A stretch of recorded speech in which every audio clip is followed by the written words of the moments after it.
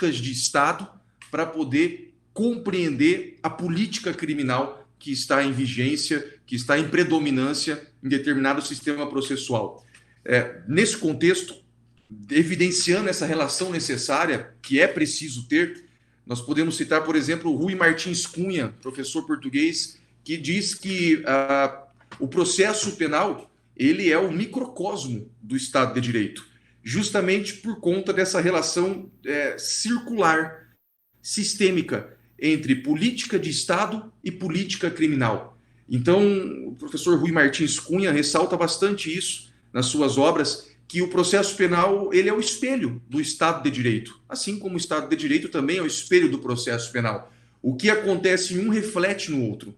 Se o Estado de Direito vai mal, o processo penal vai mal. Então, essa relação é a que ele chama de relação circular, dizendo exatamente que o processo penal é o microcosmo do Estado de Direito.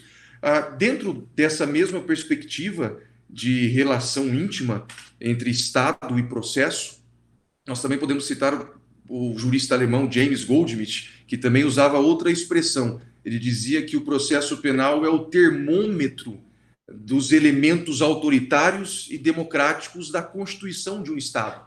Então, quer entender, quer perceber da maneira mais rápida possível se o que se está analisando é um Estado democrático ou um Estado autoritário, conheça o processo penal desse Estado, conheça o seu sistema processual penal, porque ele será o termômetro para poder analisar quais são os elementos que compõem esse Estado. São elementos democráticos, onde não há concentração de poderes, por exemplo, entre os atores processuais, ou são elementos autoritários, onde o reflexo de um Estado centralizador, politicamente centralizador, claro que acaba influenciando a própria estruturação do processo penal. Também, para poder utilizar outro grande jurista, referência sempre das ciências criminais, Klaus Roxin, ele usava outra expressão para também fazer a mesma análise. Ele dizia que o processo penal é o sismógrafo da Constituição do Estado, exatamente para poder ressaltar que se tiver uma crise no processo penal, essa crise está afetando de forma direta o Estado de Direito, a Constituição desse Estado. E se eu também estiver vivendo uma crise de valores constitucionais, eu também estarei vivendo isso no processo penal desse Estado. Então, tudo isso, Rui Martins Cunha, processo penal é o microcosmo do Estado de Direito. James Goldmich, o processo penal é o termômetro da Constituição. Klaus Roxin, processo penal é o sismógrafo constitucional. Tudo isso para poder ressaltar essa premissa importante para que a gente possa analisar o tema de hoje. Analisar política criminal é analisar política de Estado. Então, se eu tenho um Estado autoritário, eu terei um processo penal com vertentes autoritárias. Se eu tenho um Estado democrático, eu terei um processo penal com vertentes democráticas, pelo menos formalmente falando. Nós vamos tratar disso com certeza, porque nem sempre uma imposição normativa de uma política criminal é suficiente para prevalecer essa política criminal. Nós podemos ter situações em que reformas legislativas implementam um sistema democrático processual penal, mas uma cultura autoritária, especialmente entranhada no Poder Judiciário, pode resistir a essas novas orientações normativas, não dando eficiência a elas.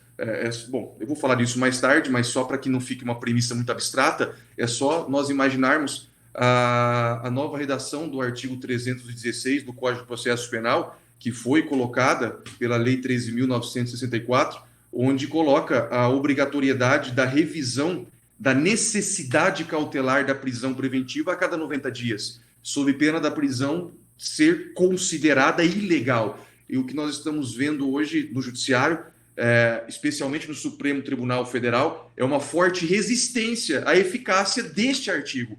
Então, é uma ilustração para que a gente possa sempre ter em mente que nem sempre alterações legislativas serão suficientes para impor políticas criminais, porque a cultura que embala o exercício da jurisdição, que embala a atuação da acusação da defesa, muitas vezes cria uma resistência muito forte a um novo instituto, a uma nova forma de procedimentalizar o processo penal. E essa discussão de política criminal, ela é fundamental para entender o processo penal brasileiro. É impensável você estudar o processo penal brasileiro sem visitar a sua origem, sem visitar a origem da atual codificação que ainda está em vigência na nossa persecução penal. É preciso entender o ambiente em que foi criado o nosso atual Código de Processo Penal. O nosso atual Código de Processo Penal é da década de 40, é de 1941, eu tenho certeza, até pelo cunho crítico do IBCCRIM, que outros professores que já me antecederam tocaram nesse aspecto, ressaltar essa importância de se compreender o contexto político de criação do nosso atual Código de Processo Penal. Nós sabemos que ele é de 41, ele foi criado dentro do Estado Novo de Getúlio Vargas, né, uma fase do nosso período republicano, onde Getúlio Vargas implementou um governo de cariz manifestamente autoritário, né, e de políticas antiliberais, antidemocráticas, e foi nesse contexto político que foi criado o nosso atual Código de Processo Penal. O nosso atual Código de Processo Penal, ele tem inspiração no Código de Processo Penal italiano de 1930, que conhecido como Códice Rocco, não é? Rocco, Alfredo Rocco, ministro da Justiça do governo fascista de Benito Mussolini. Então, a inspiração legislativa do nosso atual Código de Processo Penal é com base em uma legislação de um regime fascista. E que, por sua vez, o Códice Rocco, né, o Código Processual Penal italiano da década de 30, é inspirado diretamente no Código de Instrução Penal Napoleônico, de 1808. Então, esse é o DNA do nosso atual Código de Processo Penal. E isso é necessário que se entenda justamente para poder perceber qual é a política criminal que embalou o que nós ainda temos de substancial no processo penal brasileiro. Então, a partir do momento em que eu compreendo que a política criminal é intimamente ligada à política de Estado, é claro que nós temos um Código de Processo Penal de cariz autoritária, de natureza na qual se concentra poderes, porque foi criado em um ambiente político onde as políticas eram antiliberais, as políticas eram antidemocráticas, eram políticas autoritárias. Então, esse é o ambiente. Sem contar que o modelo constitucional, o modelo político-institucional que orientou o nosso Código de Processo Penal é aquele imposto pela Constituição de 1937, a autoritária Constituição Brasileira de 1937, que ficou conhecida como Constituição Polaca, não é? Porque é inspirada na Constituição de maio da Polônia de 1935. Então, essa é a base, esse é o DNA do nosso atual Código de Processo Penal brasileiro. Então, tudo isso é preciso ter em perspectiva para que a gente possa entender, compreender a necessidade de um olhar crítico aos dispositivos que ainda remanescem do texto original. Por mais que o Código de Processo Penal brasileiro sofreu várias reformas legislativas, especialmente nas últimas décadas, é muito claro que, substancialmente, ele preserva as suas origens, ele preserva a sua natureza autoritária. Então, isso é algo que a gente precisa sempre expor. O Código de Processo Penal brasileiro, ele foi inserido dentro de um modelo autoritário de Estado que tinha o processo penal como um instrumento de segurança pública, um elemento importante de um sistema rígido de controle social. Então, nós sabemos que, quando se fala em um processo penal democrático, são ambientes, são caracterizações que não cabem ao processo penal, que precisa ser um instrumento de garantias constitucionais, um instrumento de efetivação de direitos humanos daquele que, naquele momento, é a parte mais frágil. Não é? O Luiz de Ferraioli que trata muito bem disso, dizendo que a legislação criminal, ela sempre, em alguma medida, ela tutela a esfera individual do mais frágil. Tanto que ele usa a expressão lei do mais débil, lei do mais frágil. Então, o processo penal, diferente do direito penal, no direito penal, ali, na sua falida, né, função preventiva, tem como um dos objetivos do direito penal tutelar bens jurídicos e evitar a ocorrência de novos crimes. Não é? Então, o direito penal é quem se preocupa tradicionalmente com a vítima, na tutela de bens jurídicos, ressaltando a função preventiva. Onde há várias críticas em respeito, apontando a falência dessa função, que seja.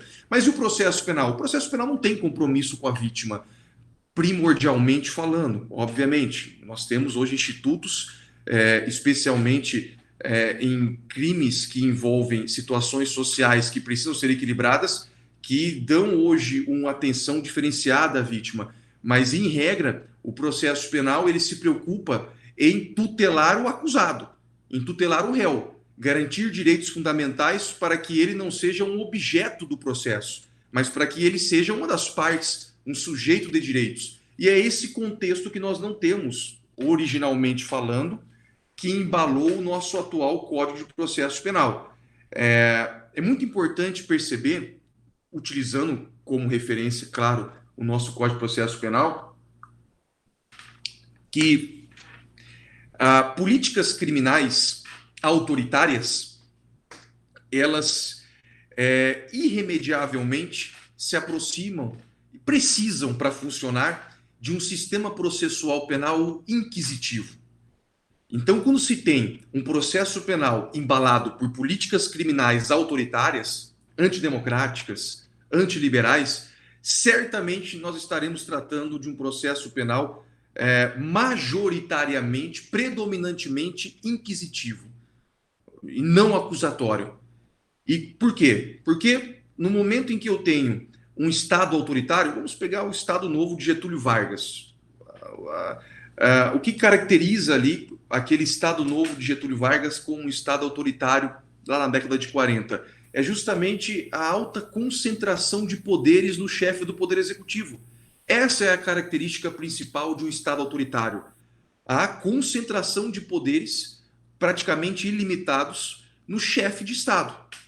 Então, quando se fala em política criminal influenciada por política de Estado, naturalmente eu terei um processo penal com concentração de poderes na figura da sua principal autoridade, que é o juiz. Então, um processo penal de um Estado autoritário que concentra poderes é um processo penal que também, como espelho do Estado, como microcosmo do Estado, como sismógrafo do Estado, como termômetro do Estado, também será um processo penal que concentra poderes. Na figura de quem? Do presidente da instrução criminal, que é o juiz, que é o magistrado. E dentre as opções que nós temos na evolução do processo penal, desde Roma, passando pelo período renascentista, iluminista, até hoje, nós temos a alternância, não de forma tão pura, mas a alternância em predominância de dois sistemas principais, o sistema inquisitivo e o sistema acusatório.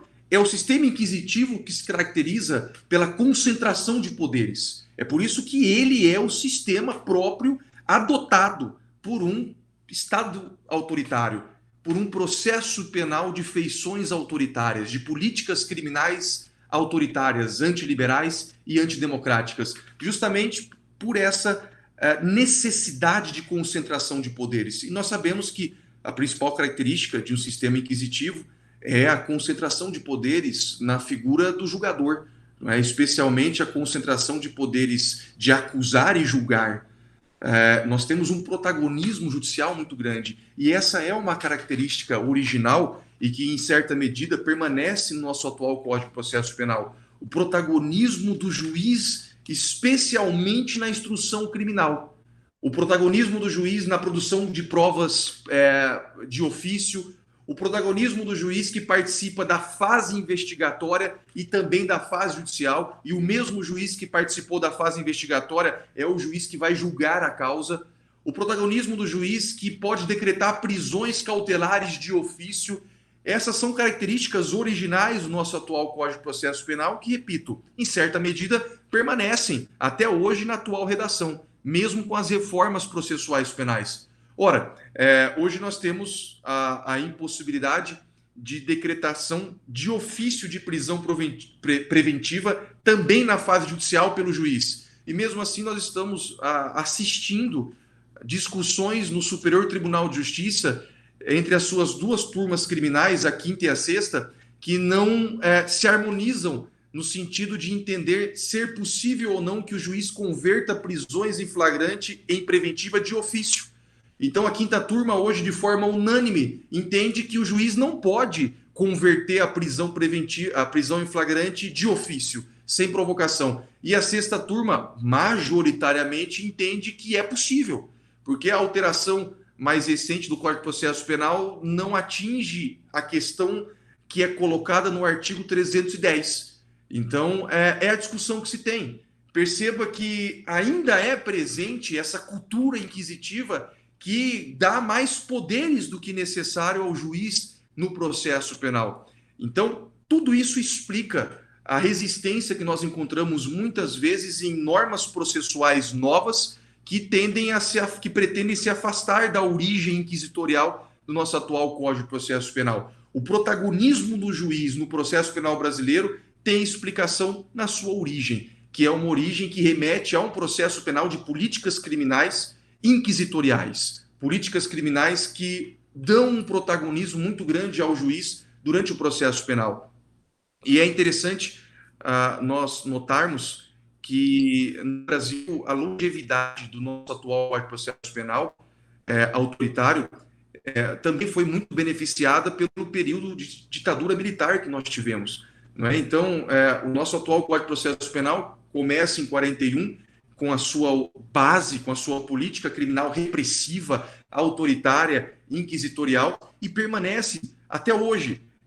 Longevidade que instigou uma cultura autoritária no processo penal, que também foi muito beneficiada durante a ditadura militar. Foi um período enorme, de 1964 até 1985, onde o nosso Código de Processo Penal, com as suas feições autoritárias, serviu muito bem àquele regime autoritário, não é? Aquele regime militar autoritário.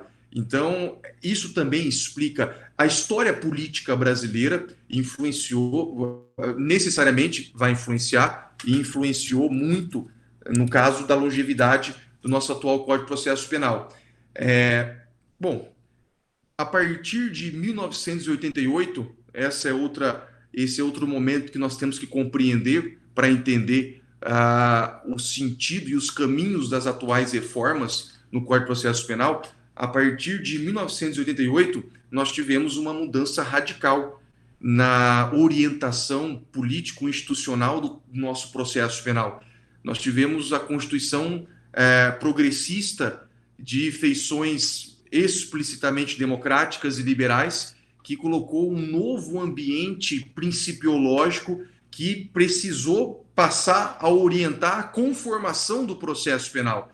Então, nós temos uma situação em que nós atuamos com uma legislação infraconstitucional, processual penal, o nosso atual Código de Processo Penal, de natureza e base autoritária, com uma orientação constitucional democrática, progressista. Então, se eu parto do sentido de que o processo penal precisa ser o espelho da sua Constituição, é óbvio que nós temos muitos conflitos dos dispositivos do Código de Processo Penal com o atual arcabouço principiológico da nossa Constituição de 1988. A nossa Constituição de 88, ela não tem precedentes na história constitucional brasileira. É a Constituição democrática, nossa, progressista, e ela faz parte, mesmo que um pouco tardio, né, de forma tardia, mas ela faz parte de um movimento muito importante que aconteceu no século passado, no século XX.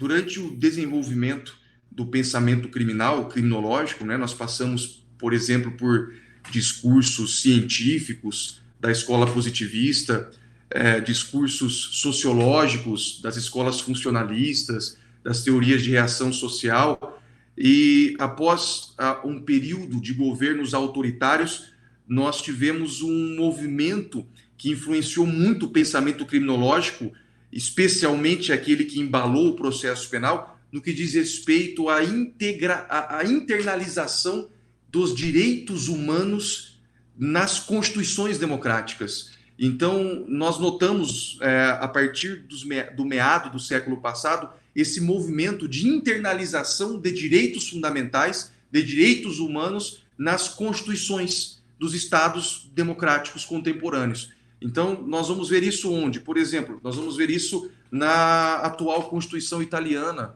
pós-fascismo. Nós vamos ver isso na atual Constituição alemã, pós-nazismo. Nós vamos ver isso nas atuais constituições espanholas, portuguesas e brasileiras, pós-regimes militares autoritários. Então, o Brasil fez parte desse movimento, onde se internalizou direitos fundamentais no texto constitucional, tanto no plano jurídico interno, dentro do texto constitucional, como no plano jurídico externo, nos tratados internacionais de direitos humanos. Então, esse é um movimento que o Brasil entra a partir de 1988. Então, você pega o artigo 5º da Constituição Federal, uma cláusula pétrea, e nós temos ali um verdadeiro ordenamento jurídico quase independente que trata de forma completa, podemos, nunca de forma tão completa, mas muito próximo a isso, do que precisa ser o processo penal brasileiro. E nós temos garantias essenciais do nosso atual Código de Processo Penal que são incompatíveis com a sua origem. Nós temos ali o contraditório, a ampla defesa, a presunção de inocência. A primeira Constituição que fez previsão da presunção de inocência é a atual Constituição. Nós tivemos várias. Essa é a primeira que faz numa cláusula pétrea. O direito ao indúbio pro réu, o direito da vedação à autoincriminação, direito ao recurso, devido processo legal e uma série de princípios democráticos e liberais no sentido de tutela do indivíduo que não permitem que nós apliquemos o nosso atual Código de Processo Penal sem o necessário filtro axiológico das normas principiológicas que precisam embalar a política criminal do nosso processo penal. E isso desde 1988. Então, é uma perspectiva fundamental que nós temos que ter. A emenda constitucional 45, não é, fez essa potencialização dos direitos fundamentais, especialmente no que se refere aos tratados internacionais de direitos humanos. Então, reparem, hoje o nosso bloco de constitucionalidade, e quem usa esse termo é o professor Nereu Giacomoli, não é? Ele fala da existência de um bloco de constitucionalidade, onde nós temos não só normas constitucionais que orientam as políticas criminais do Estado, mas também normas de direito internacional, normas convencionais, previstas em tratados internacionais de direitos humanos que foram internalizados no ordenamento jurídico brasileiro. Então, essa perspectiva ela é fundamental. Hoje, a audiência de custódia foi acrescentada no Código de Processo Penal, nesse último ano. Mas antes disso, já era aplicada desde 2016. Eu não me lembro o ano que o CNJ começou em São Paulo. O primeiro foi em São Paulo, 2016, se eu não me engano, 14, onde as audiências de custódia começaram a ser aplicadas gradualmente e não tendo previsão no Código de Processo Penal, mas previsão convencional. O Supremo Tribunal Federal chancelando o CNJ a procedimentalização de normas convencionais. Então, reparem que é um novo contexto, que a gente precisa sempre considerar nas reformas processuais penais também. A conformação hoje ela é constitucional e convencional. E os nossos dois principais diplomas internacionais, nós temos que ter na nossa mesa sempre, na hora de estudarmos, na hora de atuarmos no processo penal, com certeza, tanto a Convenção Americana de Direitos Humanos como o Pacto Internacional de Direitos Civis e Políticos de Nova York, que o Brasil também é signatário. Então, são dois diplomas hoje que complementam o artigo 5º da Constituição Federal e são fundamentais, são necessários. Muitas vezes deixam mais explícitas garantias constitucionais que estão no artigo 5º.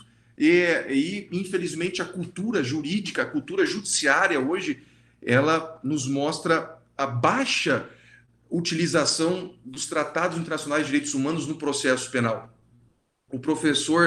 O nosso professor, né, Rui Celso Barbosa Florenci, o desembargador do nosso Tribunal de Justiça, ele fez uma pesquisa levantando em que medida eram utilizados os tratados internacionais nas decisões judiciais dos tribunais brasileiros. E o resultado do estudo dele é impressionante, é mínimo do mínimo, são raríssimas decisões que fazem remissões a dispositivos convencionais. E isso vem do quê? Isso vem da nossa cultura jurídica autoritária. Nossa cultura jurídica autoritária que dá às normas infraconstitucionais, muitas vezes, uma relevância maior do que o próprio texto constitucional. É impressionante isso.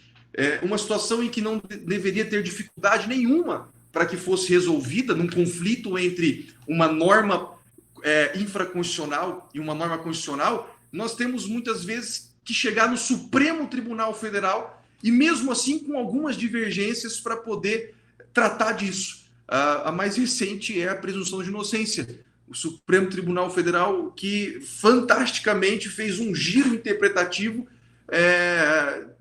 praticamente ignorando a semântica da Constituição quando fala de presunção de inocência. Claro que há entendimentos diversos, mas hoje não prevalece no Supremo Tribunal Federal e eu tenho certeza que outros professores trataram do tema com vocês, é possível fazer uma aula só disso.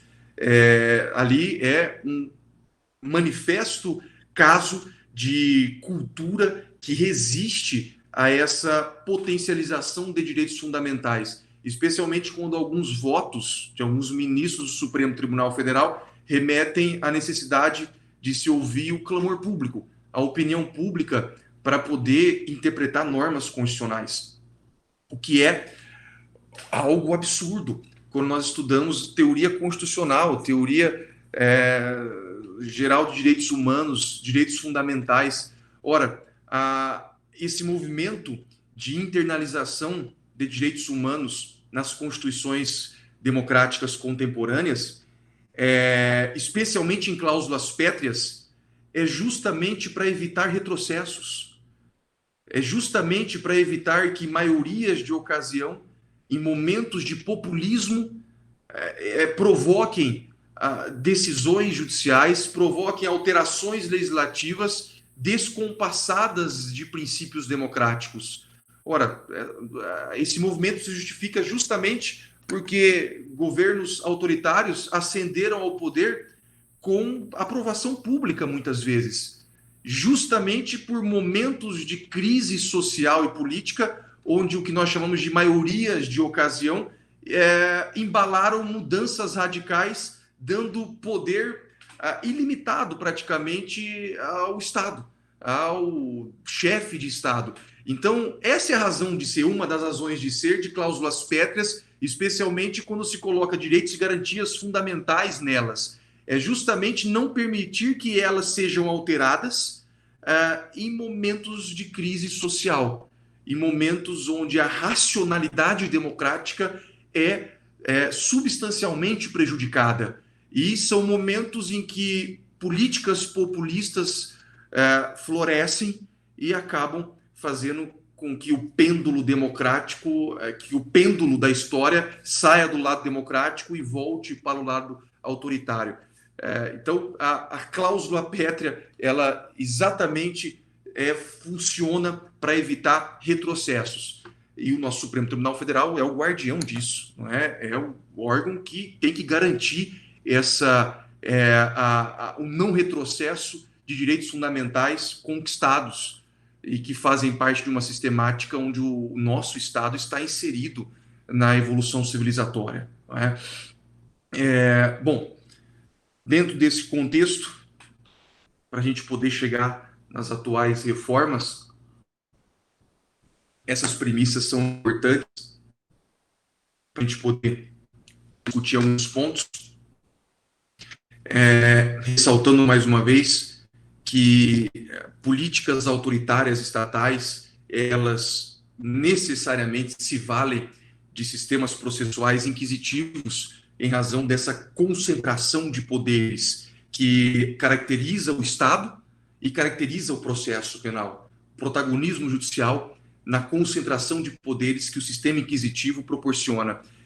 Ao contrário disso, o sistema acusatório, que se caracteriza justamente pela divisão das funções processuais. Então, é o sistema acusatório que é compatível a um Estado democrático de direito. Necessariamente, é ele que se compatibiliza, justamente porque ele, na antítese do sistema inquisitorial, não concentra poderes na figura do juiz e nem na figura da acusação. Ele divide esses poderes, tentando preservar ao máximo a própria imparcialidade do Estado juiz. E isso nós percebemos com muita ênfase a partir do iluminismo penal reformador, onde se resgata o sistema acusatório romano, né, após o longo período de sistema inquisitorial, que inicia lá no quarto concílio de Latrão do Papa Inocêncio III, e durante séculos, não é, orienta especialmente os sistemas europeus continentais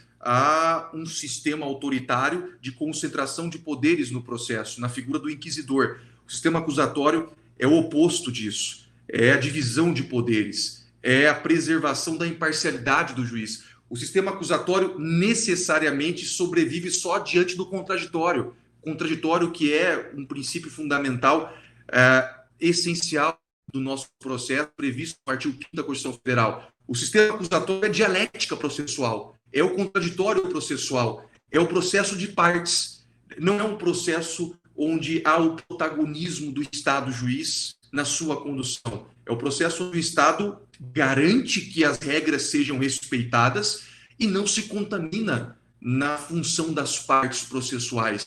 É por isso que professor Geraldo Prado, Rubens Casara, Alexandre Moraes da Rosa, Lênin Streck, Auri Lopes, Gustavo Badaró, uma infinidade deles, que são referências nossas, colocam que o único sistema processual possível em um Estado democrático de direito é o sistema acusatório. Por mais que não haja uma previsão expressa, nominal na Constituição, a política de Estado imposta pela nossa atual Constituição é uma política de Estado que provoca necessariamente uma política criminal de um sistema acusatório. Não há outro possível. Então, é isso que nós percebemos em algumas reformas processuais penais realizadas no nosso atual Código de Processo Penal nas últimas décadas. Uma tentativa de conformação constitucional do nosso atual Código, de 41, aos princípios constitucionais garantidos no artigo 5º da Constituição Federal. Nós podemos destacar 3 grandes alterações processuais realizadas no Código de Processo Penal nas últimas décadas. A primeira dela, foram várias pontuais, não é? Mas a gente destaca essas 3, que são aquelas que fizeram alterações substanciais e que foram muito bem vistas por aqueles que protegem, defendem o processo penal democrático. A primeira dela foi a Lei 11.690 de 2008. A Lei 11.690 de 2008, que dentre as várias modificações que realizou, as substanciais foram no regime probatório do Código de Processo Penal, tentando, que o professor Geraldo Prado fala, de alcançar a melhor prova possível. Então, o que nós vemos de estrutural que foi realizado nessa Lei 11.690 de 2008? Praticamente o protagonismo do contraditório na instrução probatória. Foi através dessa lei, por exemplo, que nós tivemos no artigo 155 caput a necessária diferenciação entre prova e elementos de informação. Elementos de informação são aquelas informações produzidas de forma inquisitiva na fase investigatória preliminar, e provas são aqueles elementos informativos, não é, que foram produzidos sob o crivo do contraditório e da ampla defesa, e aí ganham status de prova. Então, é uma alteração feita por essa lei fundamental. Justamente, poderia ter ido um pouco mais além, não é? Porque, originalmente, a ideia era vetar qualquer condenação baseada em elementos de informação, não é? O texto original, ele ia nesse sentido, mas foi alterado no Congresso Nacional e a redação atual, ela foi até o meio do caminho. ela diz que não é possível condenar exclusivamente com base em elementos de informação. Então, esse termo aí, exclusivamente, acaba abrindo a possibilidade da interpretação, que é aceita majoritariamente, né, unânime praticamente no judiciário, de que é possível, sim, utilizar elementos de informação para condenar, contanto que seja com natureza complementar às provas. Não pode ter uma divergência contextual entre o elemento de informação e as provas. Mas, na verdade, o que nós vemos hoje na prática é justamente o protagonismo dos elementos de informação em algumas sentenças. Muitas vezes, substancialmente, a sentença é fundamentada em elementos de informação e se usa uma prova ali que isoladamente não teria força suficiente, talvez, para uma condenação, mas para validar elementos inquisitivos. Especialmente, esse painel é muito visto em ações penais de acusação de tráfico de drogas, onde praticamente o que se tem no processo penal é o auto de prisão em flagrante. E o que se tem na instrução judicial é a oitiva dos policiais que realizaram a prisão em flagrante. Então, aqui, ao meu ver, nem provas testemunhais são, não é? São ou vamos usar o termo correto, né? São aquelas provas testemunhais que o Badaró, por exemplo, chama de instrumentárias, não é? Que não são provas testemunhais que verificam o acontecimento do fato criminoso, do fato acusado, mas sim provas testemunhais que testemunham a realização de atos inquisitivos, a realização de atos de investigação. Então, quando se valida um auto de prisão em flagrante com o testemunho de dos policiais que realizaram a prisão em flagrante, é um jeitinho, não é, epistêmico, de só condenar baseado em elementos de informação. Porque, na verdade, o que os policiais retratam é exatamente o que foi produzido inquisitivamente. É uma repetição disso. Não são testemunhas do fato. Algumas vezes, sim, claro. Quando nós temos um flagrante onde o policial flagrou o fato criminoso, sim, aí é possível essa discussão, porque é uma testemunha direta do fato, uma testemunha ocular. Mas, em algumas outras vezes, que é muito rotineiro, os policiais não estão diante de um flagrante imediato, não é? Mas das outras espécies de flagrante que se distanciam mais do fato criminoso. Então, são discussões que a gente trava na prática forense, justamente para tentar evitar condenações baseadas só com elementos de informação. E é interessante notar que, muitas vezes, a falta de uma cultura epistêmica no processo penal faz alguns atores processuais perderem a oportunidade no momento da inquirição de testemunhas policiais. Porque no momento em que um policial que participou da investigação é arrolado, talvez o que é de mais efetivo que se possa extrair dele é a legalidade dos atos de investigação. É perguntar detalhes da realização dos atos de investigação, justamente para analisar se houve ali alguma ilegalidade ou não. Então, essa é, muitas vezes, a falta de um treinamento epistêmico, vamos falar assim, no momento de inquirir uma testemunha policial. Bom, mas vamos adiante, eu estou parado ainda na primeira lei, eu quero chegar na nossa atual desse ano para poder tratar. Só para a gente não deixar de mencionar outra alteração importante da Lei 11.690 de 2008, que é o ingresso, e a gente discutiu muito isso em sala de aula, com certeza, o Marx, Michele, o Regis e o Gabriel, que é o cross-examination, que foi estabelecido por essa lei no artigo 212 do Código de Processo Penal, que é o exame cruzado na inquirição de testemunhas, não é? O abandono daquela forma autoritária, inquisitorial, que é a presidencial de inquirir testemunhas, onde o juiz era o protagonista. Era o juiz quem começava a inquirição das testemunhas, seja de defesa ou seja de acusação. E quando as partes iriam fazer as suas inquirições, eram através do juiz. Então, é um sistema onde o protagonismo na produção da prova testemunhal é do juiz. Um sistema inquisitivo, um sistema autoritário,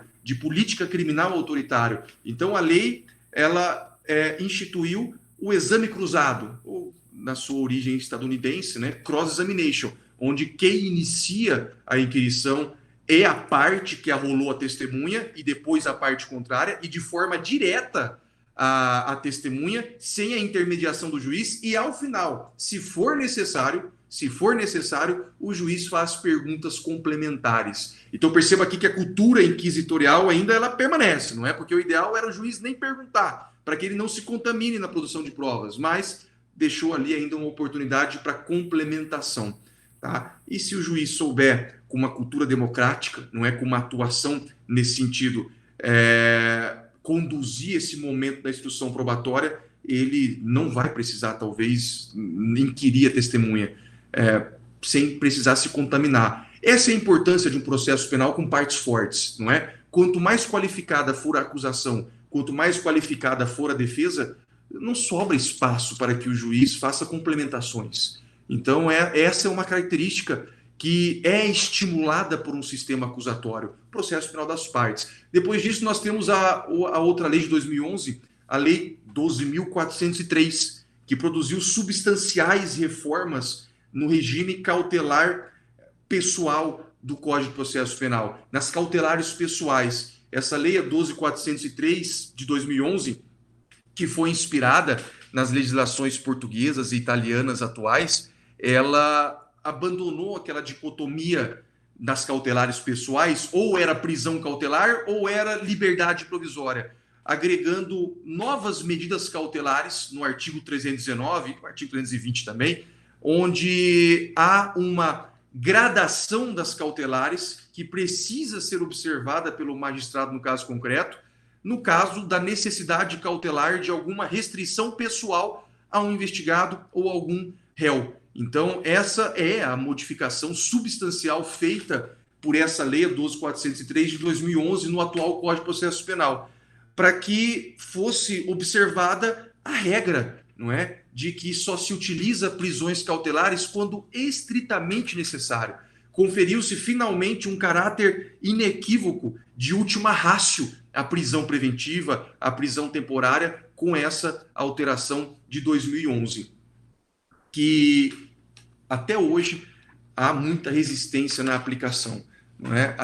Até hoje há muito apego ainda à prisão cautelar, basta ver o nosso número de presos provisórios ainda no sistema penitenciário brasileiro. Infelizmente, não é possível observar nenhum, talvez, bom, aparentemente não houve nenhum impacto benéfico da Lei 12.403 na população carcerária, porque ou se foi benéfico, foi para pelo menos estagnar o número, né? Porque hoje ainda nós continuamos muito próximo da metade dos encarcerados numa situação de prisão preventiva, o que é um absurdo.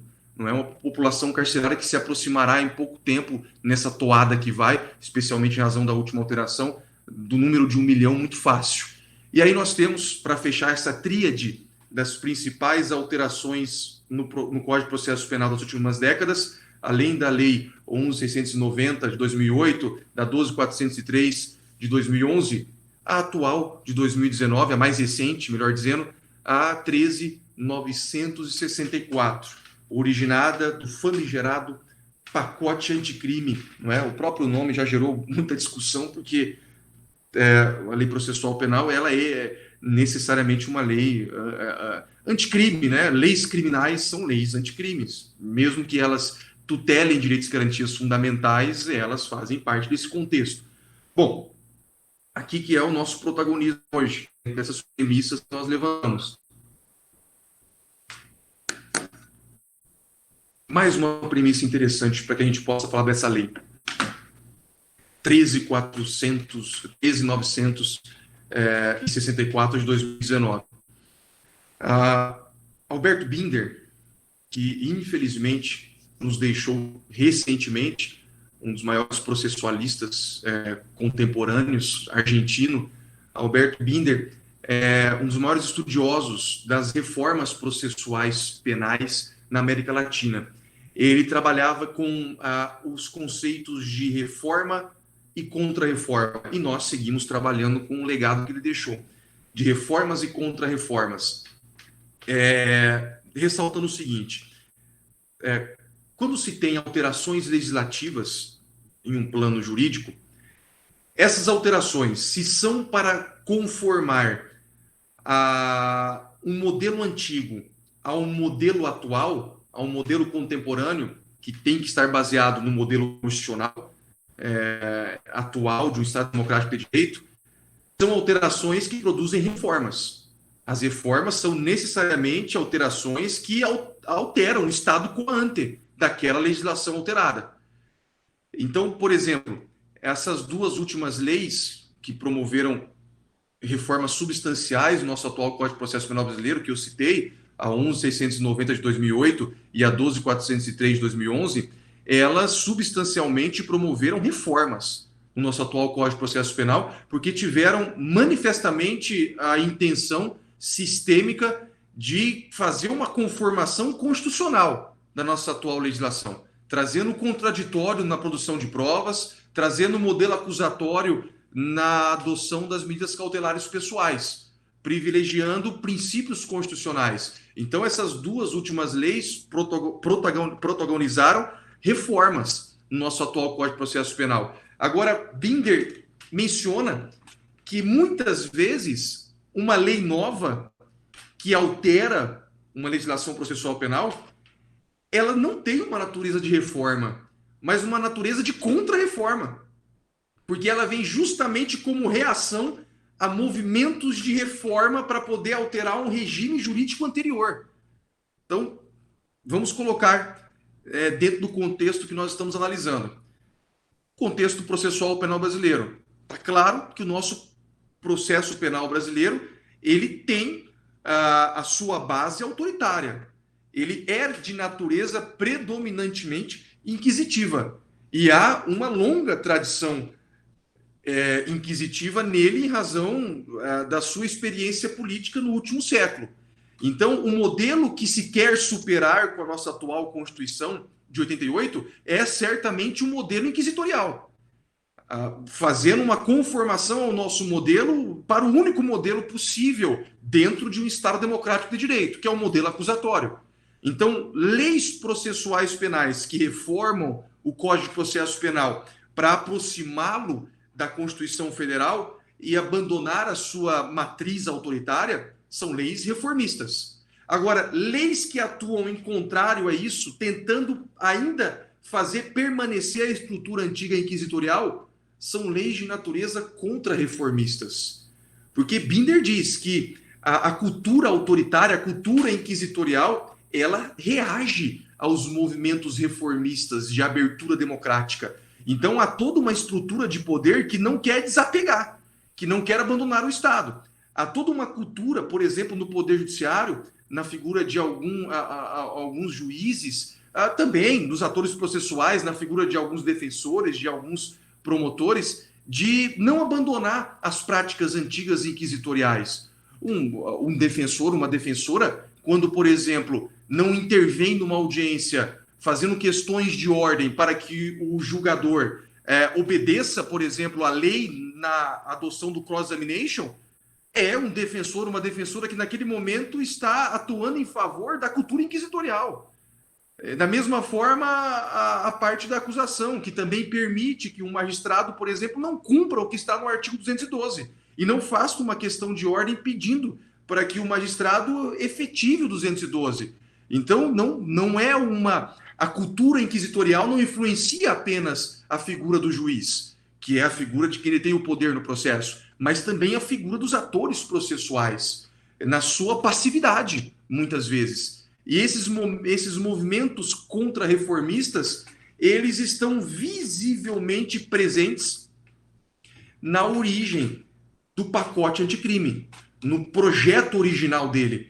O pacote anticrime, nós sabemos, não é? Ele é de autoria do ministro da Justiça naquela oportunidade, do ex-juiz Sérgio Moro. Sérgio Moro é o pai do pacote anticrime, do seu projeto original, onde no seu texto original, que não foi mantido da mesma forma quando passou pelo Congresso Nacional, ele era um projeto de alteração no Código de Processo Penal e outras leis também, se não me engano, o objeto do pacote anticrime é em torno de 17 leis de natureza processual e natureza penal. e as alterações substancialmente de natureza punitivista, embaladas por políticas criminais não democráticas, políticas criminais que enrijeciam a persecução penal, que preservavam as suas bases inquisitoriais. E essa é a redação de origem. Tanto que, quando o projeto é apresentado da forma como veio, a reação foi muito grande na academia e também no sistema judiciário, naquele sistema judiciário, nos atores judiciais comprometidos com as vertentes democráticas do nosso Estado. Pessoal, Marx, me dá um minutinho, nem isso, 10 segundos.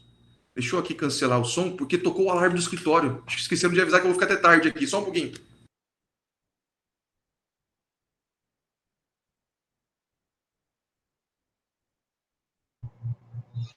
Pessoal, vocês estão me ouvindo? Só para testar aqui, porque eu troquei pro computador. Tá dando problema no celular. Só me manda Sim, Marcos. Bem? Ou tá meio abafado? Dá para escutar bem. Ah, show. Pronto, desculpem, pessoal, desculpem. São os efeitos da pandemia, não é? Não tem problema não, Márcio, fica tranquilo. Bom, é importante analisar o contexto social e político de onde nasce o pacote anticrime. Como a história da evolução do processo penal nos mostra, e a história dos estados democráticos de direito, não é, da evolução política, especialmente no último século, é que em momentos de comoção social, de comoção política, de insatisfação popular com as estruturas políticas atuais, com os governantes, e com razão, não é? Na imensa maioria das vezes, insatisfação social extremamente justificada, com as promessas de um Estado democrático de direito que não são cumpridas pelos governantes, com as promessas de um Estado social, de um Estado que protege, de um Estado que tutela, e que não são cumpridos esses compromissos por quem governa. Então, essa insatisfação popular no momento de ápice acaba abrindo espaço para o que nós conhecemos como populismo penal. E é justamente dentro desse populismo penal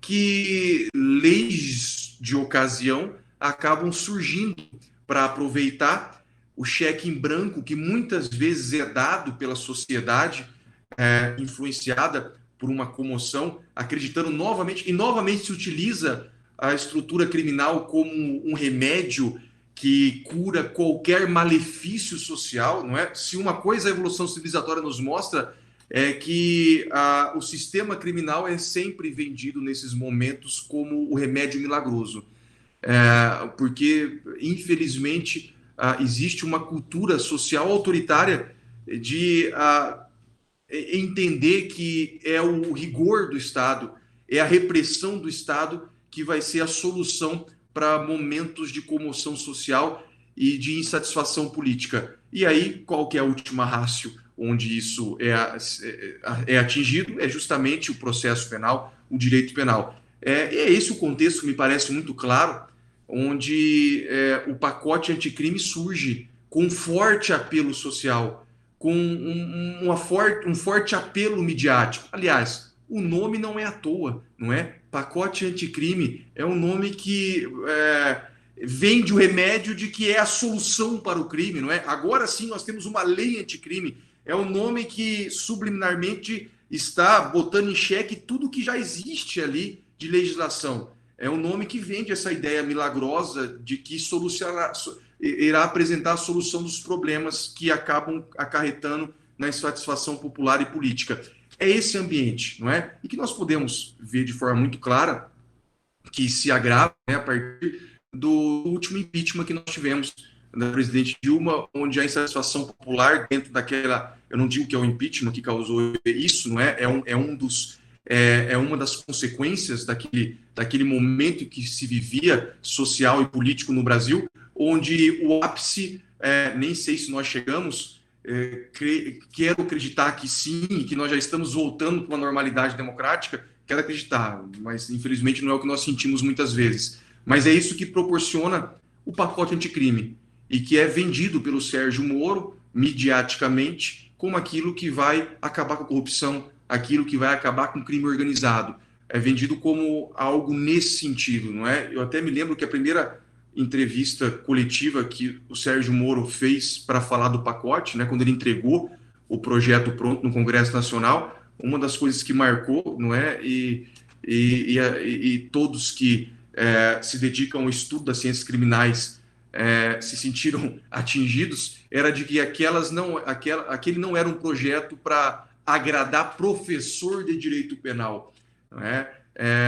Tentando desvincular, já tentando se blindar das críticas que ele sabia que viria, não é? Exatamente porque eram alterações que iam de encontro com o que vinha acontecendo no Código de Processo Penal. Então, nós vínhamos de alterações que aproximavam o nosso atual Código da Constituição. E, de repente, uma lei onde era um retrocesso muito claro. E aí o que acontece? Uma coisa interessante, não é? Porque a reação de boa parte dos atores jurídicos da academia acabou fazendo com que o Congresso tentasse, naquele curto espaço de tempo que teve, tentar fazer algumas alterações no projeto original para poder ir, porque era insegurável, não é? Era irremediável. Aquele projeto, de alguma forma, ele deveria ser aprovado. Então, foi criado um grupo de trabalho que auxiliou muito na inclusão de alguns institutos que não estavam no projeto original, que acabou arrefecendo. Então, nós saímos de um projeto que tinha uma natureza claramente contra-reformista, de retrocesso, para um projeto que agora é misto. Nós temos ali parte dele operando um retrocesso muito claro, especialmente na execução penal, e parte dele que trouxe institutos importantes no processo penal, por exemplo. Então, houve um equilíbrio de forças nesse jogo de reforma e contra-reforma do que virou o pacote anticrime para a Lei 13.964. Então, essa lei, ela tem avanços e retrocessos, justamente por conta dessa resistência que se operou ao que vinha sendo apresentado pelo ministro da Justiça naquela época. Então, o que a gente pode destacar aqui? São várias coisas, não é? Eu vou destacar só aquelas de natureza processual penal, que é a minha praia, especificamente falando. Eu não vou aqui hoje falar fruto de uso, né, Marcos? Depois deixo para outra oportunidade. Eu não vou viajar tanto aqui, até porque o tempo é pouco. Apesar de eu acho que eu devo ter feito essa viagem naquelas aulas, não é? Que a gente ia até às 10h30, não tinha mais o que falar, muitas vezes prender atenção. Eu acho que eu jogava um exemplo para todo mundo acordar. Aquilo foi uma época que a gente viveu intensa, não é? Derrubaram paredes da faculdade, eram turmas de 90 alunos, era um ambiente que só podia sair quem estudava do jeito que vocês saíram, né? Com um pensamento crítico fervoroso. Aliás, a gente praticava o pensamento crítico, eu me lembro, relaxando um pouquinho aqui, que acabavam as aulas no intervalo, eu não ia para a sala dos professores, né? Vocês não deixavam. Acabava a aula, era eu, o Marcos, a Michele, o Regis e o Gabriel conversando. Eu perdi a amizade dos professores porque eu nunca mais socializei no intervalo. Eu ficava ali até outra aula. Eu ficava na sala até o professor chegar e me expulsar da próxima aula depois do intervalo. E ali, aqui a gente pode falar, né? Já prescreveu alguns crimes, mas nosso objeto era criticar as perguntas dos outros alunos, né? Eu não. Eu, na verdade, eu ouvia vocês e concordava tacitamente, né? O Regis, então, o que é aquilo? Que pergunta eu não vou entrar nisso, eu não vou entrar nisso, isso é armadilha. Eu não vou entrar nisso. Era impressionante, era por isso que eu não ia passar os professores, porque aquilo ali era divertido ao extremo, né? Mas vamos Era muito bom, era muito bom. Era muito bom. Pessoal, bom, para finalizar, a gente está chegando aqui perto do tempo que começa a ficar cansativo para a gente abrir para conversar. Alguns aspectos pontuais dessa lei nova, a 13.964, para a gente destacar avanços e retrocessos, né? Eu não vou analisar tão profundamente, a intenção mesmo é destacar a questão de política criminal. Então, por exemplo, retrocessos são muito visíveis em normas que vieram do projeto original do Moro e foram mantidas pelo Congresso Nacional, como, por exemplo, o artigo 75 do Código Penal, que aumentou o limite de cumprimento de pena para 10 anos. Então, o impacto que isso tem na população carcerária, o impacto que isso vai ter é muito grande. Aumentar o limite de tempo máximo de prisão, endurecer as regras de progressão de regime prisional, outra alteração, um retrocesso, que vai ter um impacto muito grande, já deve estar tendo na população carcerária. Também a vedação de livramento condicional, em algumas hipóteses, outra medida encarceradora. Então perceba que essas são alterações que vêm do projeto original, embaladas por políticas criminais autoritárias, encarceradoras, e não democráticas, não liberais. E o mais interessante, sem nenhum estudo de impacto, no sistema carcerário. Não se tem, não se analisou. Propositalmente, talvez, não se pensou nisso. Justamente porque é axiomático para nós que estudamos o sistema carcerário, que atuamos ali dentro de alguma forma, que são medidas que vão impactar, que vão trazer uma catástrofe para o aumento da massa carcerária. Não é? Se nós já tínhamos uma perspectiva de atingir 1 milhão muito rápido, agora ela ficou mais potencializada ainda. Dentro de outras propostas, agora processuais penais, que vêm do projeto original, e que não permaneceu, por exemplo, a introdução da execução provisória da pena. O projeto original tentou normatizar no Código de Processo Penal, de forma expressa, a possibilidade da execução provisória da pena, embalada pela interpretação que o Supremo manteve por algum tempo de que era possível, sim, executar a pena a partir do acórdão confirmatório de segunda instância. Então o projeto ali tentou embalar, tentou pegar uma carona nessa onda, não é, de clamor social também, tentou emplacar. O Congresso retirou. Então é uma alteração, um retrocesso que não permaneceu. Foi retirado do texto original do projeto de lei anticrime. Então a 13.964 não fez isso. Outra questão que também tentou se alterar, e eu lembro, até como conselheiro nacional da Abracrim, a Abracrim bateu em todas essas alterações que traziam retrocesso, e eu, especialmente, eu colaborei com o estudo nacional da Abracrim, junto com o professor Auri Lopes, Tiago Minagé, e eu fiz a análise da questão da utilização do uso da videoconferência, que o projeto original do Moro pretendia fazer a videoconferência como regra. Hoje ela é exceção, não é? Mas a ideia era fazer a videoconferência como regra para réus presos, especialmente aqueles que estavam em outros estados. E isso não permaneceu. Então, continua o uso, esse retrocesso não ocorreu. Continua o uso da videoconferência como exceção e não como regra. O direito de presença do réu na audiência é um direito que tem previsão expressa no Pacto Internacional de Direitos Civis e Políticos e também na Convenção Americana de Direitos Humanos. É um direito convencional. Então, faz parte da ampla defesa, especialmente no momento ali de instruir, de orientar em questões fáticas o defensor, que tem obrigação técnica na condução da instrução e não fática. Então, quando se proporciona uma audiência de instrução com o defensor longe do defendido, não se existe contraditório efetivo. Não se existe. E nós sabemos que a maior clientela da persecução penal é aquela que faz uso da defensoria pública. Ainda quando o réu tem condições financeiras de contratar um advogado, ou 2 advogados, ainda consegue, não é? Um advogado lá com ele no presídio e um advogado na sala com o juiz, em comunicação direta. Agora, nós sabemos que isso é exceção da exceção. Isso não pode ditar alteração legislativa. A regra, nós sabemos, é que muitas vezes o defensor, a maioria das vezes, o defensor nunca teve nenhum contato com a pessoa que ele vai defender numa audiência de instrução. E talvez o único contato que ele vai ter é 15 minutos ali antes da audiência, o que talvez nem aconteceria se a regra fosse videoconferência sempre. Isso não passou, graças a Deus. Não é? O que passou? É interessante notar que, como eu ressaltei, normas que promoveram avanços e normas que promoveram retrocessos vieram com a Lei 13.964.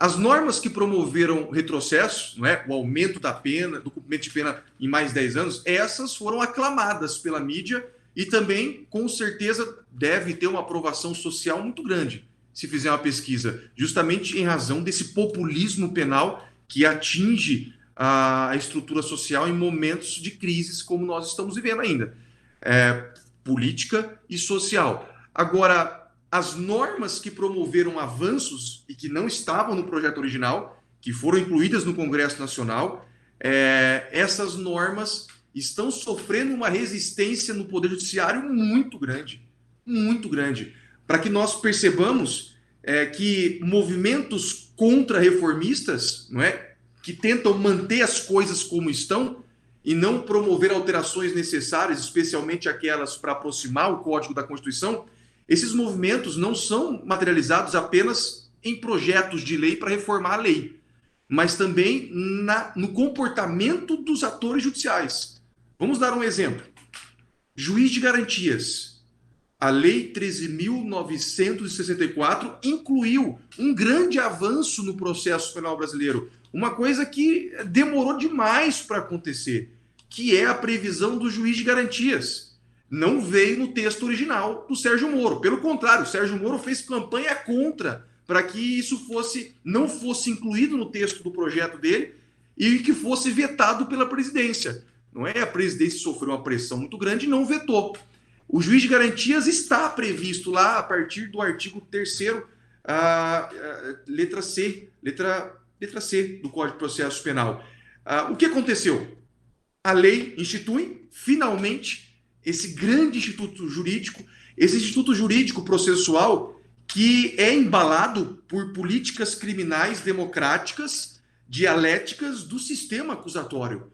É característico de um sistema acusatório o afastamento o máximo possível do juiz que irá julgar a causa, do juiz que atuou numa fase inquisitorial, como garantidor de direitos fundamentais. Nós sabemos que o juiz ele atua na fase inquisitorial, não na presidência, não na condução dela, na fase investigatória. Quem conduz é a autoridade policial. Mas o juiz ali ele atua quando é necessária a intervenção em direitos e garantias fundamentais.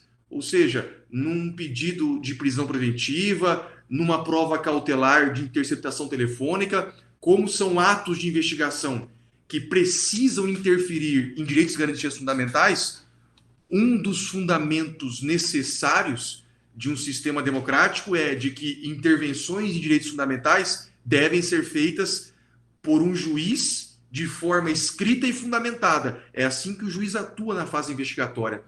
Mas não basta.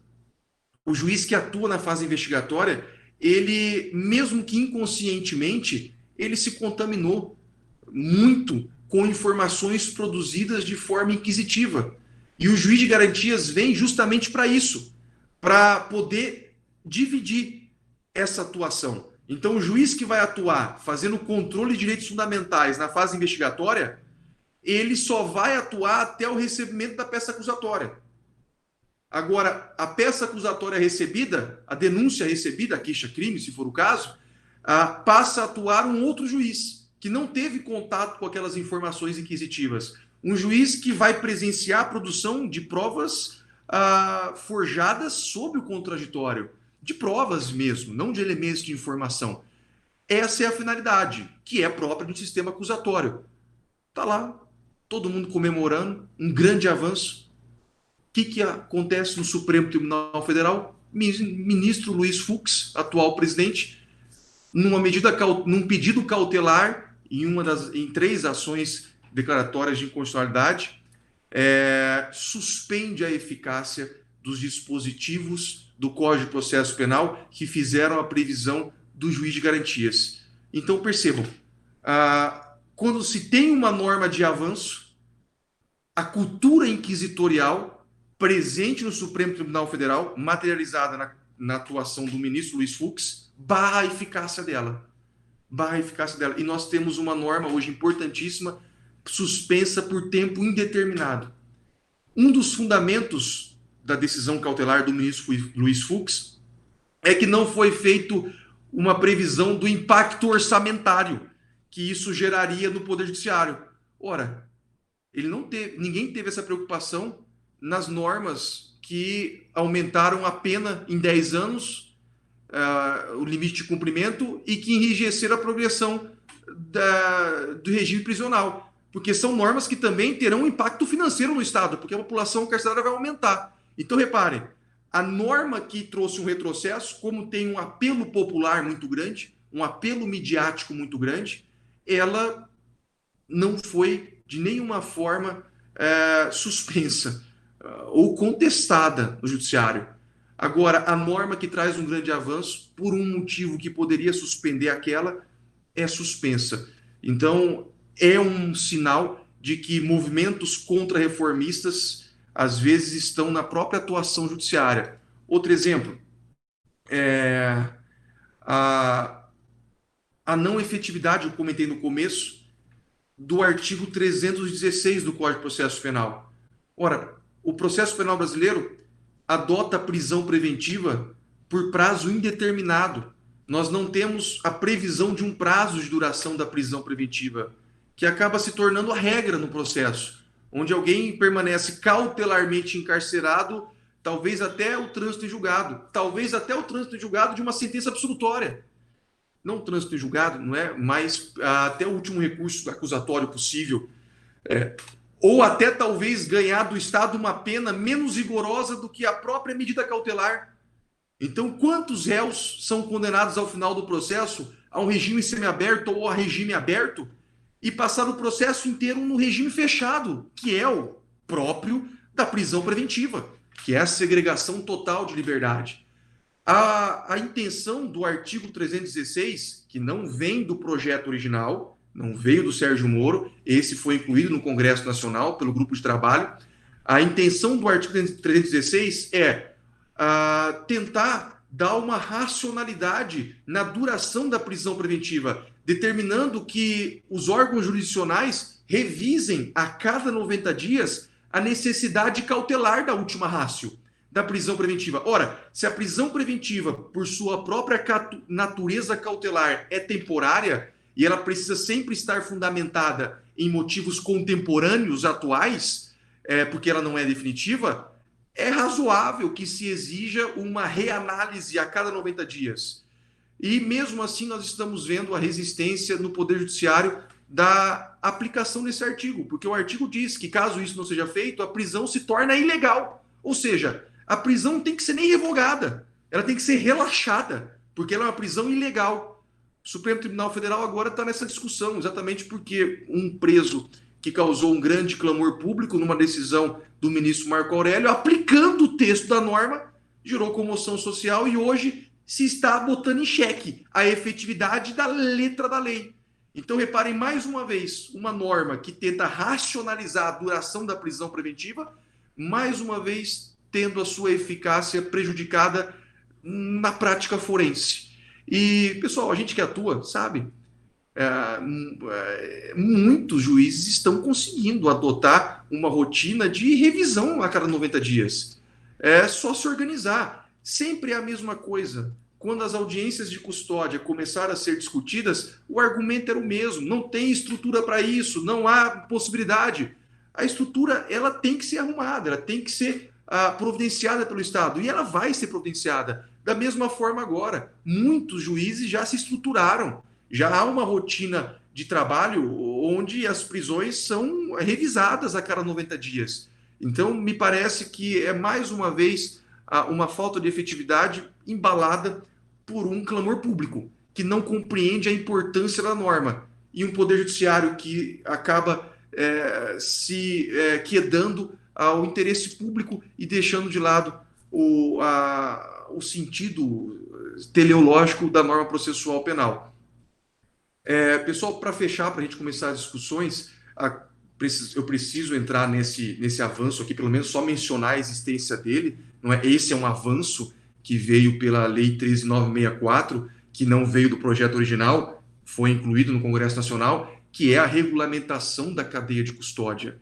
É um avanço, com certeza. Aqui nós temos uma conformação epistêmica do processo penal, a epistemologia da prova penal, que é o cuidado que se tem com a qualidade da informação produzida pela prova penal. Infelizmente, nós não temos uma cultura jurídica no processo penal brasileiro que dá atenção à conformação epistêmica da prova penal. Quando se fala em conformação epistêmica da prova penal, se fala em dar à prova penal a finalidade da busca da verdade, não uma verdade que se entende alcançável, mas uma verdade como modelo ideal, como guia, como Tarski já dizia, e também preservar a qualidade da informação produzida, ou seja, a integridade da prova, é não permitir que durante a colheita, o armazenamento e a apresentação da prova, haja alguma interferência nas informações produzidas, haja alguma manipulação no que foi produzido pela prova. Então, a cadeia de custódia é, com certeza, a sua regulamentação um grande avanço. Poderia ter ido um pouco mais além, porque a lei não fez nenhuma previsão da consequência da quebra de cadeia de custódia. Ela regulamentou a cadeia de custódia, mas não há previsão de consequência caso haja uma quebra. Que, ao meu ver, seguindo os ensinamentos do professor Geraldo Prado, do professor Michele Tarufo, italiano, do professor Jorge Ferrer Beltrán, de Girona, que no momento em que se tem o prejuízo na integridade da prova, a quebra da cadeia de custódia, se tem uma prova imprestável, uma prova que não é confiável, e ela tem que ser extirpada do processo. E aí a gente sempre indica, né, a obra do professor Geraldo Prado, que é o sistema de controle epistêmico, que trata exatamente da quebra de cadeia de custódia.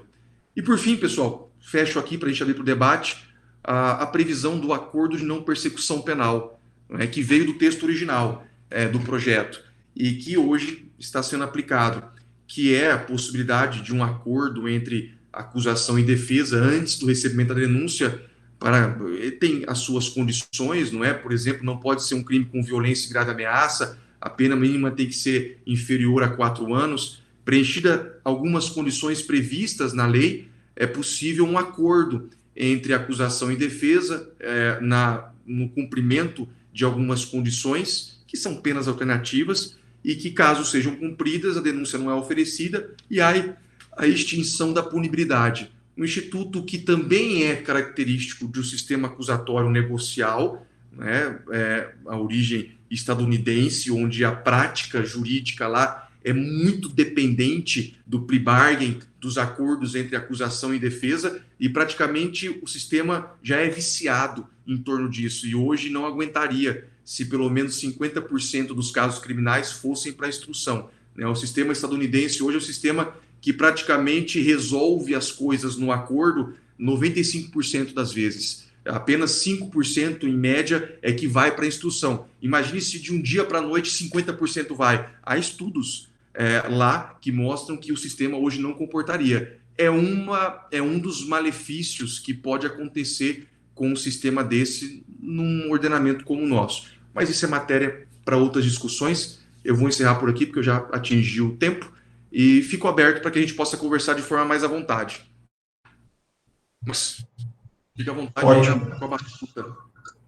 Pessoal, acho que deu para vocês perceberem qual que é a nossa admiração pelo professor Márcio, pelo carinho que nós temos por ele, a profundidade que ele debate o tema, quando apresentado assim, de uma maneira tão realmente detalhada, como ele foi fazendo toda essa digressão. Imaginem só, ele passou por neoconstitucionalismo, então, lá no comecinho, falando sobre também a definição que o Nilo Batista dá nesse livro ele dá sobre política criminal, a definição dele, falou agora, inclusive, sobre o professor Geraldo Prado. Eu lembro que na época da graduação, eu cheguei a comprar esse livro do Geraldo, eu ia fazer pesquisa justamente no TCC sobre a cadeia de custódia, mas nós tínhamos pouquíssima coisa publicada no Brasil ainda na época, em 2015, pouquíssima, tanto foi instituída agora há pouco tempo no país, né? E a pesquisa realmente era feita com uma análise internacional, e esse livro do professor Geraldo é incontestável, para quem quiser fazer a pesquisa hoje em dia, é muito importante.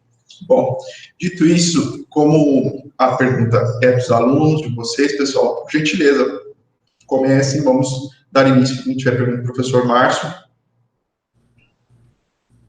A Gabriela, a doutora Michele também, se quiserem, por gentileza.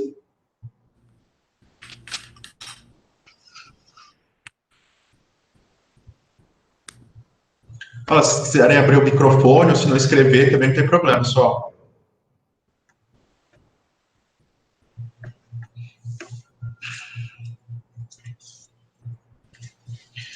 Esse tempo atrás, Márcio, eu cheguei a comentar, estava tendo uma aula com a professora Mariane, eu comentei com os meninos aqui numa aula passada, num encontro nosso, sobre a questão, você colocou um ponto muito importante. O processo penal não tem compromisso com a vítima.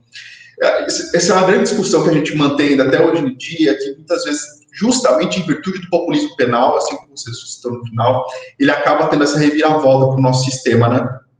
Você já chegou, eu vou fazer a pergunta aqui de início, e depois os alunos vão complementando. Já chegou a imaginar como isso pode ser feito um filtro necessariamente, até pelo próprio Congresso Nacional, ou se não, de quem tem esse poder de propor esses projetos, para que assim possa se efetivar de maneira realmente um processo penal democrático mesmo aqui no país, uma maneira de que isso possa chegar de uma maneira efetiva mesmo para todos? Eu acho... Bom, esse é um dilema, né, que quem estuda o processo penal com base numa análise da tecnologia crítica se depara sempre e se debate, né? Porque uma das conclusões que a gente chega quando tenta resolver, dar uma resposta para essa pergunta, é que, infelizmente, as instituições nossas, elas só alteram, só se preocupam com as mudanças formais, legislativas, por exemplo. E até como o professor Alberto Binder fala, você não muda uma cultura de 400 anos civilizatória no sistema inquisitivo apenas com leis. Você precisa de uma cultura diferente, uma cultura democrática. E esse é um problema que a gente precisa começar a resolver na academia, na formação jurídica de quem atua no sistema judiciário. Porque, infelizmente, a gente vê que dentro da nossa própria casa, nós não temos essa cultura democrática de quem atua no processo penal. E não é só de juiz, não. A gente sempre, às vezes, coloca uma carga maior no juiz, porque é ele que concentra o poder, ele que conduz a persecução penal na fase judicial.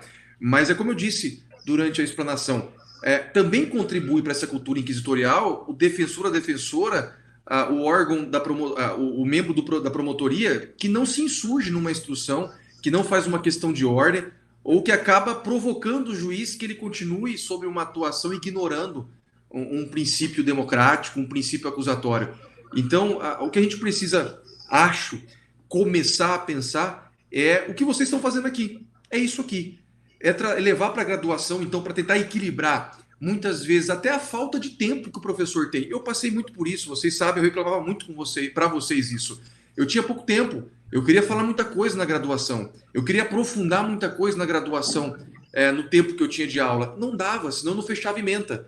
E você é cobrado quando leciona para fechar a ementa, tanto no ensino privado como no público. Isso é geral. Então, muitas vezes, a formatação de como o estudo jurídico na graduação é feita acaba levando aquele professor que tem o interesse em promover um debate mais aprofundado e levar esses ideais democráticos a não poder fazer, muitas vezes. Então, lá em Girona, com o professor Jorge Ferrer Beltrán, que eu tive a honra de ter aula com ele, com o professor Michele Tarufo, por uma semana, professor André Perfeito Ibanez. Esse problema não é só nosso. Em uma certa medida, aqui é um pouco maior. A América Latina e o Brasil na América Latina, aliás, na América Latina, o Brasil me parece que é o último país a acordar por uma reforma processual penal de índole mais acusatória. Não é? Nós somos os últimos a poder acordar isso. Mas lá, por exemplo, o que se discutia muito em Girona? A falta de uma cultura epistêmica no tratamento da prova penal, que é a cadeia de custódia, que é entender que o objetivo do processo penal é buscar a verdade, mas não buscar a verdade daquela maneira inquisitiva, sem limites do sistema canônico lá, da Inquisição do século XIV em diante. Mas é a busca da verdade no sentido de se aproximar dela e buscar a melhor prova possível. E na Europa isso vem entrando agora, essas discussões. E qual é a principal dificuldade que eles estão vendo? Na graduação. O ensino jurídico deles, que não abre espaço para discussões mais aprofundadas.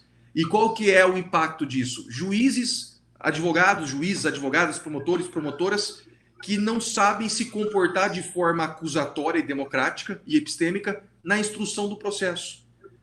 É o que nós temos aqui, inclusive, com algo mais primário ainda, não é? Que é entender que o processo penal ele tem que ser predominantemente democrático, acusatório, e não se quedar o clamor público.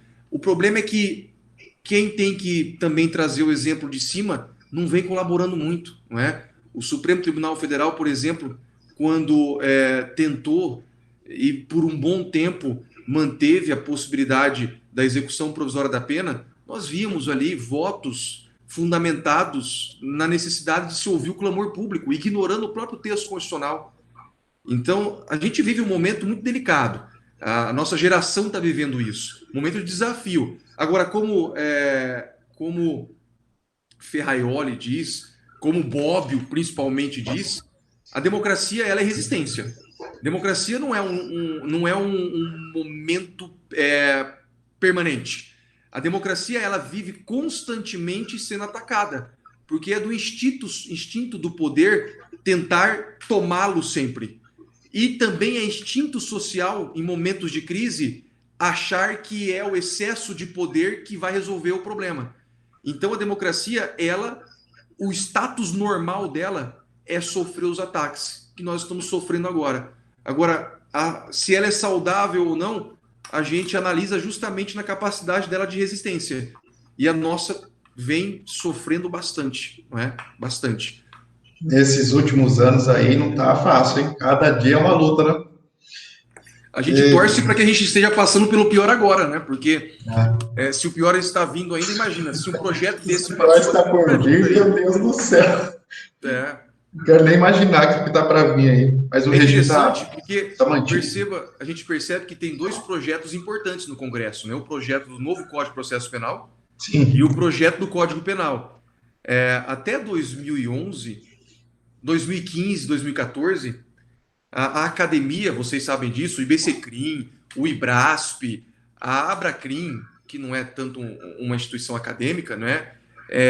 Vinham fazendo pressão para que o Congresso realizasse logo as audiências públicas e colocasse logo, efetivamente, promulgasse as leis. Agora está todo mundo quieto. Ninguém quer que nada seja promulgado nesse momento, porque é um momento de populismo. Então, nesse momento, se a discussão abre lá, vai ser incluído muita coisa que não deveria. Então, a gente está vivendo um momento de resistência, difícil. Tá nada fácil mesmo. Vamos lá, pessoal. Quem tem pergunta para fazer, professor, por gentileza. Eu tenho uma tática, eu bombardeio vocês de informação para todo mundo ficar confuso no final e não fazer pergunta, né?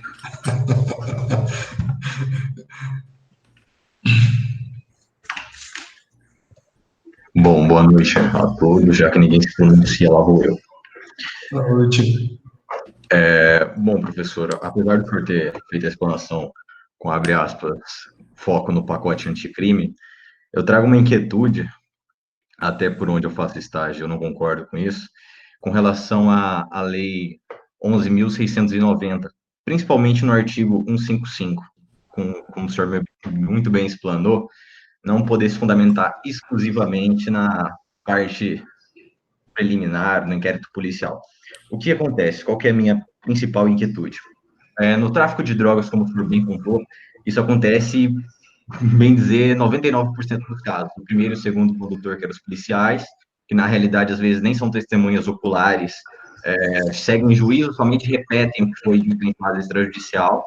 Então, assim, não tem prova em juízo, prova realmente, visto que ele só realmente reafirmou o que ele falou em fase extrajudicial, e a condenação acontece de forma tão natural, e em fase recursal ainda se mantém a condenação, inclusive para os órgãos tribunais superiores, mas a minha inquietude é o seguinte, professor, por quê?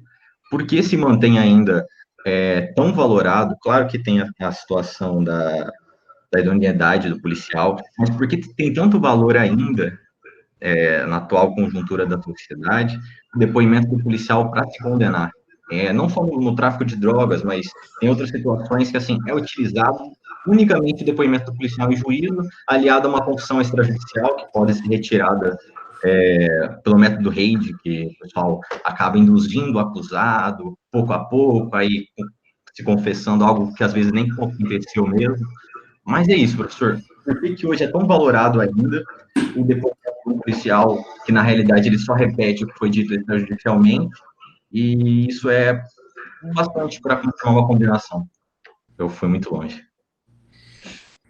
Leonardo, a explicação que a gente encontra, né, até atuando, analisando as decisões, é justamente em razão dessa cultura inquisitiva que nós temos e autoritária, que vê a figura do policial, que é o representante do Estado, e muitas vezes valora a fé pública que ele tem de forma absoluta. E até as contestações que muitas vezes a defesa faz, e até a acusação em alguns aspectos, elas são mitigadas.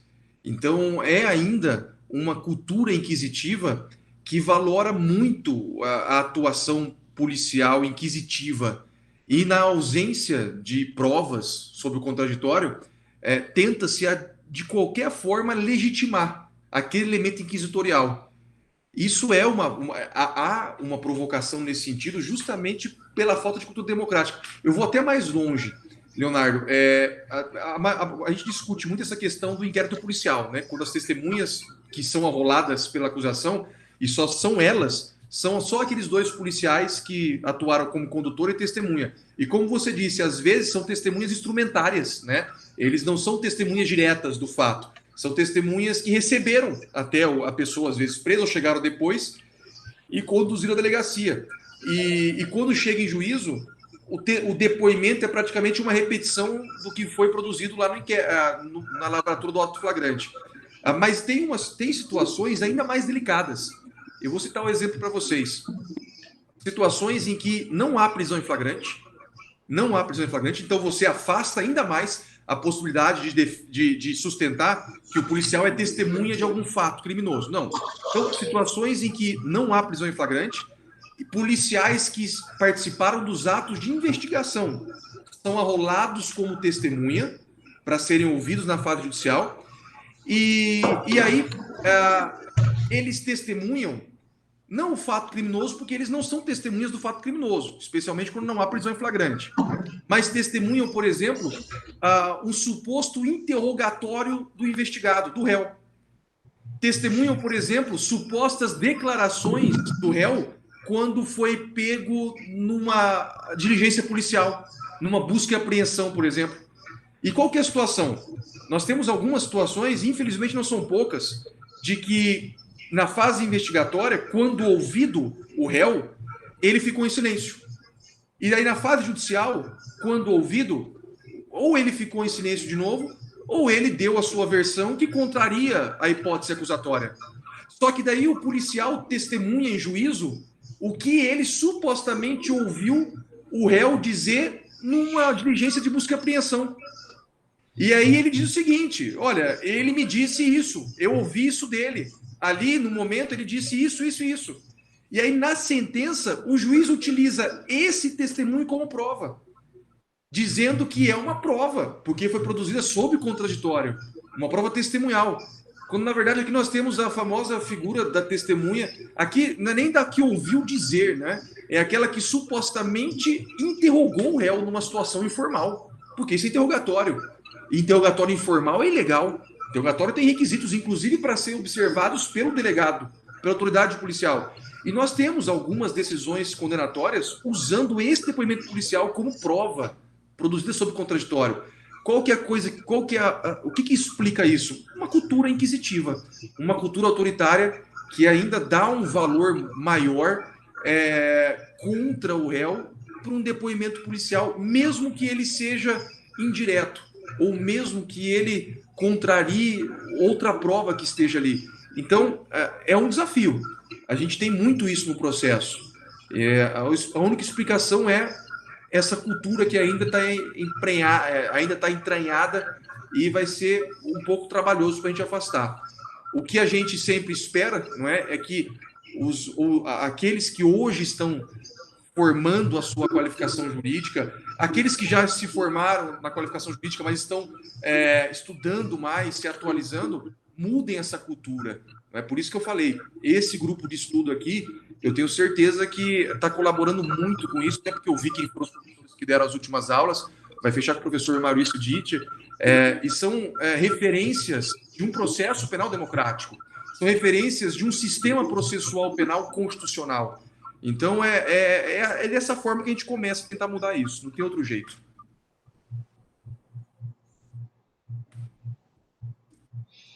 Perfeito, professor. Muito obrigado.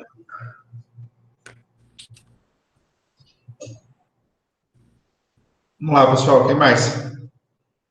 Sem vergonha, professor. O professor gosta de conversar. A gente conversava bastante na época mesmo da graduação. Era um dos maiores prazeres que nós tínhamos de fazer.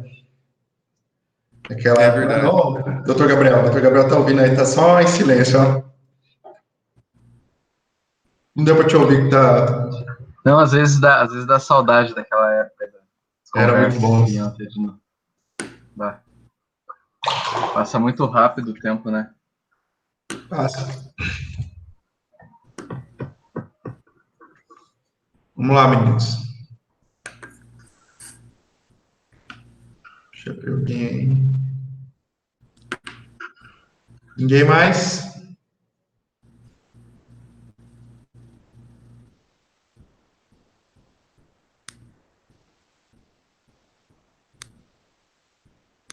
Se vocês quiserem mandar por escrito, ou se não, escrever aqui no chat, não tem problema também não. Se não tiver com vergonha de falar.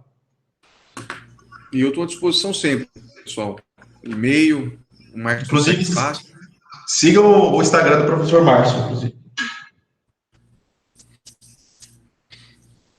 É Márcio Vidal, né, Márcio? Márcio Vidal. Márcio Vidal. Show.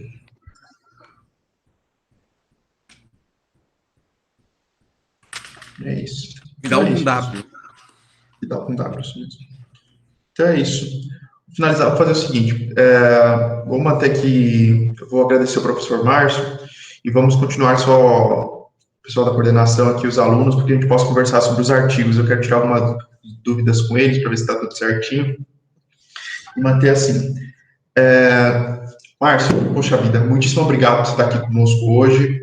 Eu acredito que foi muito proveitoso, na verdade, tudo que você apresentou para todos nós, para os alunos. Foi muito bom te ouvir de novo, mais uma vez. Como o doutor Gabriel disse, foi bom relembrar aquela época que nós passamos ali, todo mundo estudando junto, com muito afinco, e você nos ajudando muito naquela época. É sempre bom poder contar contigo dos nossos projetos. Tomara que daqui para frente, assim como eu disse no começo, possa continuar o laboratório, nós possamos também continuar com sua presença aqui, porque, sem sombra de dúvida, ter você conosco é um sonho, uma concretização de um sonho, principalmente do laboratório também. E é isso, brigadíssimo. Volte quantas vezes quiser, o IBC Clean é sua casa, você sabe muito bem disso, e conte sempre com a gente, porque precisar, que a depender da gente, a gente sempre vai estar junto aí.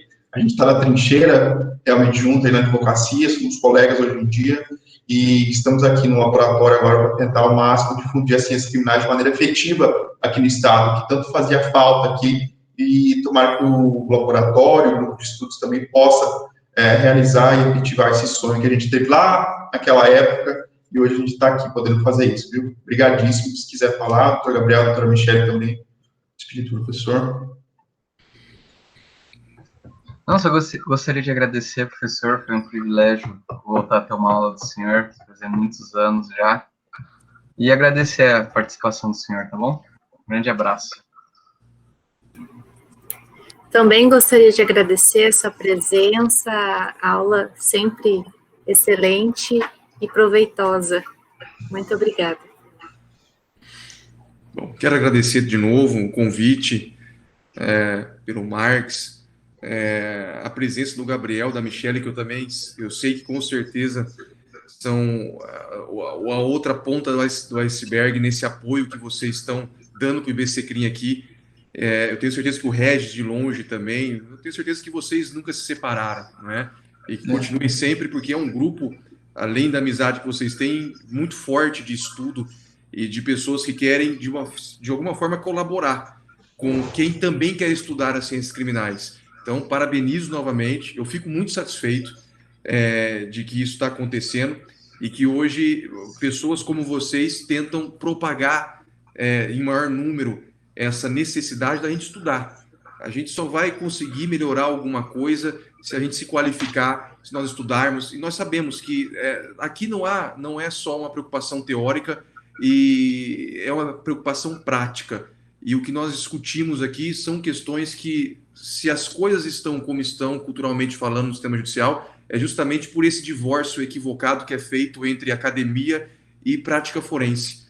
A gente precisa dessa união, a gente precisa estudar. Então, novamente, obrigado pelo convite. Eu estou à disposição de vocês sempre, vocês sabem disso. Eu sou entusiasta desse tipo de coisa, a hora que puder. Eu fiquei preocupadíssimo na terça que eu tive o problema no escritório e não participar. Falei para o Marcos, faço questão, veja aí até sábado, não tem problema. Então, no próximo convite já está aceito, pode ter certeza. Um abraço para vocês, bom estudo para todos. Valeu, Marcos, obrigado, um abração. Boa noite. Obrigada. E aí, pessoal, curtiram a aula do professor?